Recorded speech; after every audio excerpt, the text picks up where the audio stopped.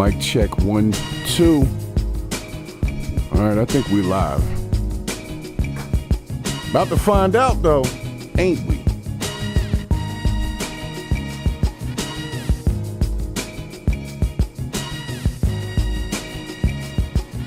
Welcome to the Purge of the BS Morning Extravaganza. Good to see you if you're in here. Special shouts to Zora stopping in early in the chat. Thank you very much. At least I know the stream is live. Let's get some more brightness in here. Let's brighten it up a little bit. Here we go. All right. Good morning, everybody. Make sure if you're coming in here on YouTube that you hit that like and subscribe button. And make sure you come on back for the next, the next thing we do within the next 24 hours. Because there's always so much BS that's, kind of coming up. And every time when you wake up in the morning and sometimes you wake up like, is this really happening? Is this really what's going on? And it's, I'm not even gonna drag it out too long. If you're not here, you'll catch it later. See, I be trying to wait on the people because it sends out notifications and stuff, but these technology systems can be a little slow at times, so I'm not even gonna worry about it. So nonetheless, give me a second here. Make sure you hit that like button if you're just getting in here. I do appreciate that. And hit them little hearts. Like if you're on the phone or whatever, hit the little heart thing, with the heart thing and get that thing on the side that does the thing. If your phone has the right operating system to do so, please do that. Hold on 1 second here.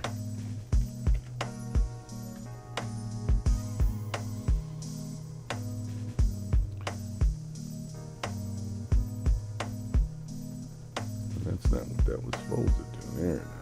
Okay.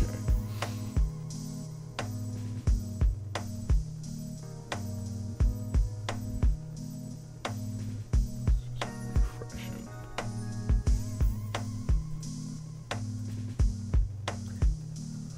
All right. So sorry about that, guys. Sorry about that. Let me make sure I got my ducks in a row. See where the chat is.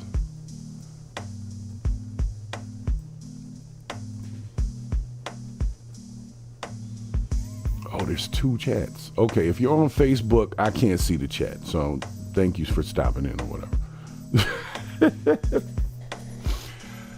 So what we're going to get in today is an interesting topic that was brought to me regarding fleeting loyalty and how easy it is for people to call it quits. And there's been this huge discussion. Well, let's just call it an online discussion because, we call it a huge discussion, but it's just some folks online talking about it. We don't know.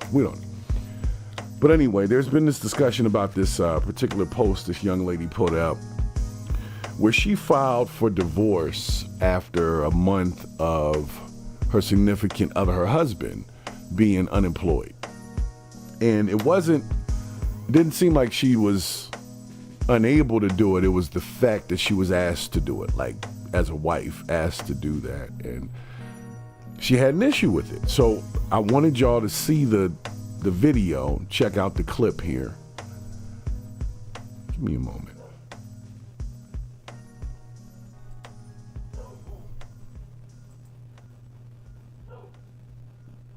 Please don't mind my doggy. He's upset. So he came home and he was like, babe, I lost my job. I'm like, all right, cool. So a month later, like it was time for the bills or whatever, and I'm like, the bills due, babe, or whatever. And he was like, okay, I'm not working. And I'm just in a month, like it's all kind of hustles. You could have been doing something or whatever. So I told him, I said, look, if I pay these bills, are you going to pay me the money back? This man had the nerve to tell me, why should I pay my wife back for paying our bills? I told this man from day one, my money is my money and his money is our money. Why should I spend my money paying the bills? Like, no, he should have paid me back. So that's when I decided, like, I can't be with this man no more. So All right, hold on. I'm gonna pause it right there. I hope y'all caught it. She said, "My money is my money, and his money is our money." Now, I thought this might have been staged, but I look for certain context clues in people's behavior and how they move and their eye movements and stuff like that. And it really seems like she's genuine with all of this. Now, maybe I'm missing it, but I thought she said, a month later, and it's like you never had to pay any of the bills ever before. Like you didn't have to. Anyway. Let me let her keep going so that she can tell you what else she does. I had sex with his homeboy. Like, we all cool. I texted his homeboy or whatever. We went together. I met up with him. And we was chilling, we was drinking or whatever. And I started venting. I started getting emotional. One thing led to the next. I did not purposely mean to do what I did with his friend. But things happen. Like, y'all understand what I'm going through. So, his friend ended up giving me some money or whatever. And he was like, babe, look, don't worry about it. Handle whatever you got to handle. Like, his friend was every single thing I desire in a man. Like, everything I desire in a man. And, ain't nobody trying to hear my side. Ain't nobody trying to hear me out and what I went through. Like, that's not okay. That's not cool. You made a promise to me and you broke that promise. How am I wrong if I told him who I was and he didn't stick to what he agreed to? Like, that's not love. If you love me, you gonna pay them bills. You gonna do what you told me you was gonna do as a man. All boy is a hut. All boy, he get money. He get money. You know what I'm saying? All right, you know what? This is it's bothering. It's bothering. So far, just to make sure that we have this right, okay? Just to make sure that y'all understand what we have here, okay? We have someone literally saying that because her husband, not a boyfriend, not a baby daddy, or none of that kind of stuff, her husband apparently lost his job, and a month later, few weeks, right, because he had not supplemented and paid for all of the bills, then she filed a divorce. So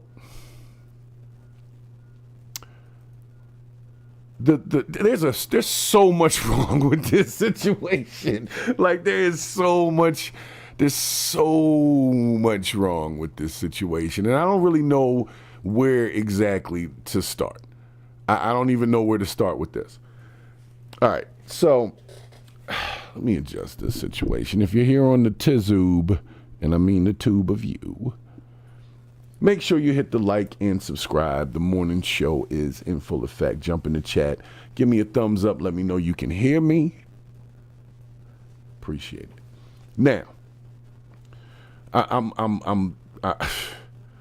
let's just start with the first piece of it, okay? So the first piece of it is she's upset and claims that his money is their money, and since their money is her money, and her money's her money, then she doesn't have to pay bills to live in the house that she lives in at any point in time.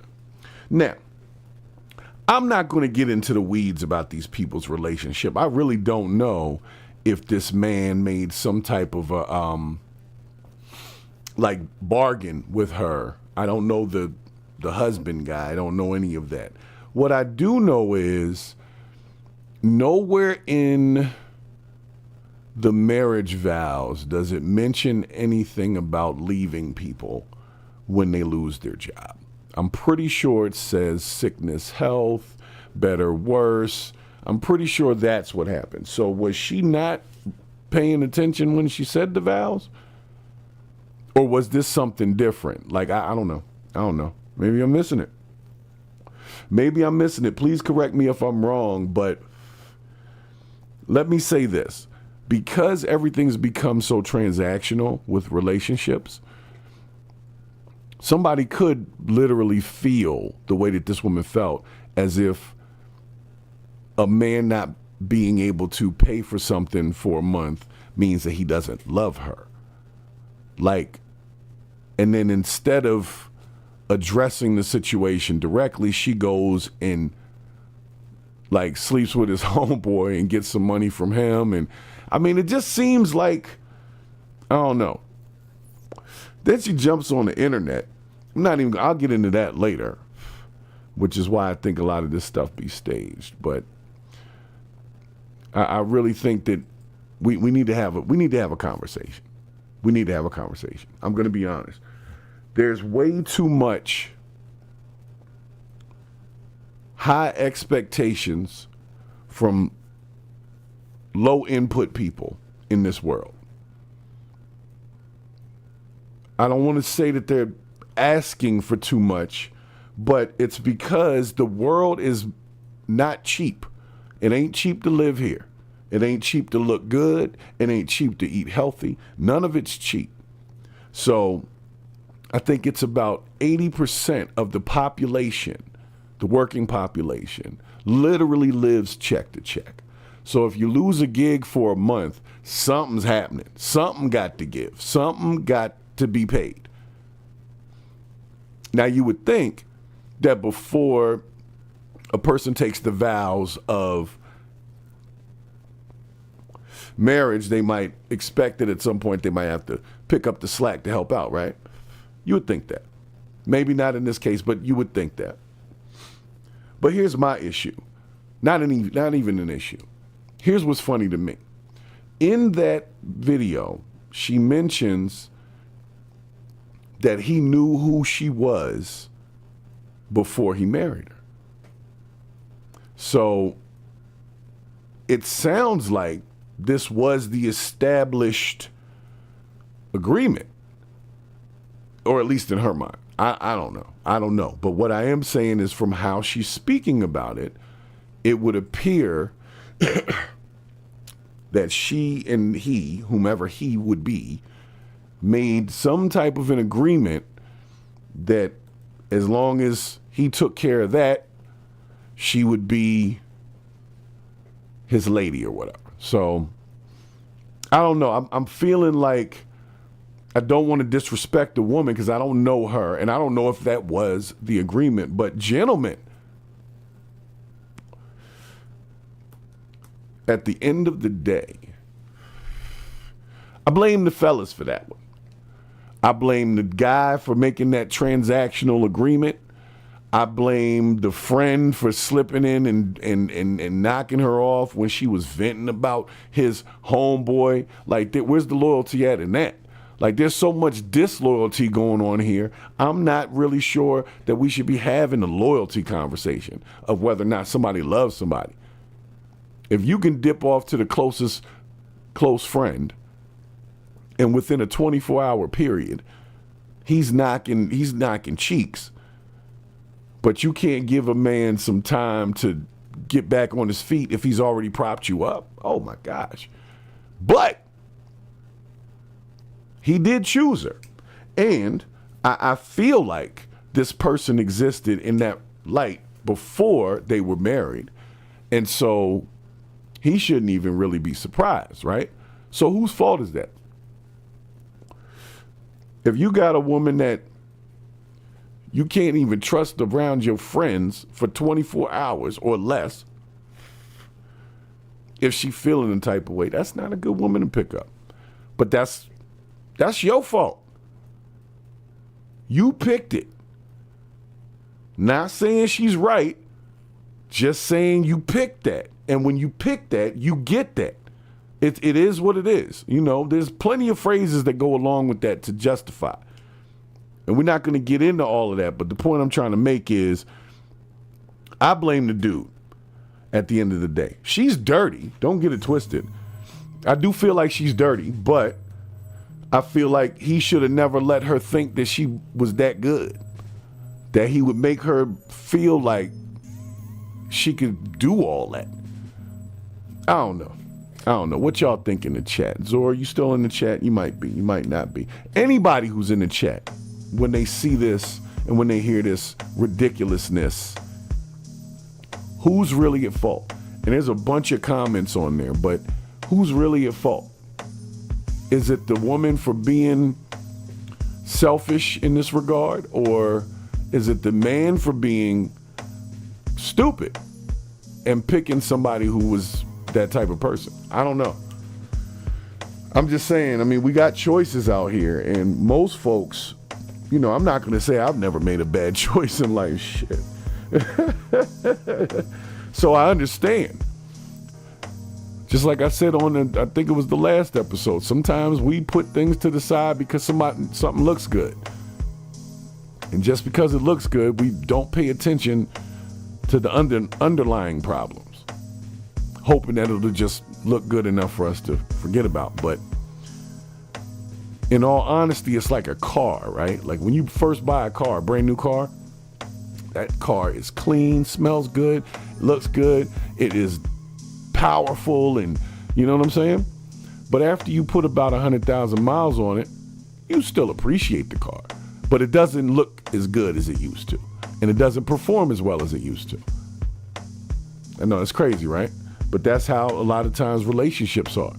It starts out as hot and heavy, and it ends up, you know, in the junkyard. I know that's a pretty harsh way to say it, but I think that's real. I think that's real. Bear with me a moment. I hear you, Zora. I feel like both are at fault. I think both of them are making poor decisions in their lives, and I unfortunately have heard the story far too many times. Far too many times. And I mean, what are we really doing here? What are we really doing here? Like, what's the goal here? Are we supposed to be building legacies? Has anybody thought about what the family reunions are going to look like in 15, 20 years? With all these kids that's got different parents that's locked into, it's going to be crazy. Now, I don't know if they have kids. I don't know if that's the situation. It seems like I don't know how long they were married. It says she filed for divorce 30 days after her husband got fired. But what that means to me, it doesn't mean that they were only married for 30 days. They could have been married for 5 years or something or more. And then he lost the gig for 30 days. And that's dirty too. Man, there's so much dirtiness. And that's just nasty work, ain't it? Jeez. Like, what are you supposed to do with that? I'm gonna be honest. What are you supposed to do with if this is what people think is out there? No wonder everybody's on guard. Everybody's on guard. People don't want to start families because they're afraid of losing it. They're afraid of that.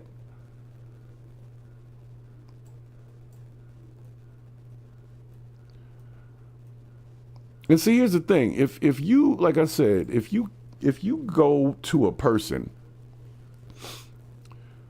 first of all, my friends, I'm not saying I don't trust my friends around my lady. What I will say is my lady wouldn't go directly to my friend's house first as or as a one-on-one. It's a respect thing there.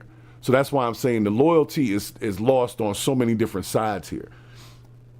Like, that's the wrong thing to do for the friend, for the wife, and then the husband either obviously being totally out of touch with the situation or not really caring. Because then she wouldn't put it on social media. Like, nobody was going to know who that was. Like, I don't know who it is, but I'm just saying somebody does.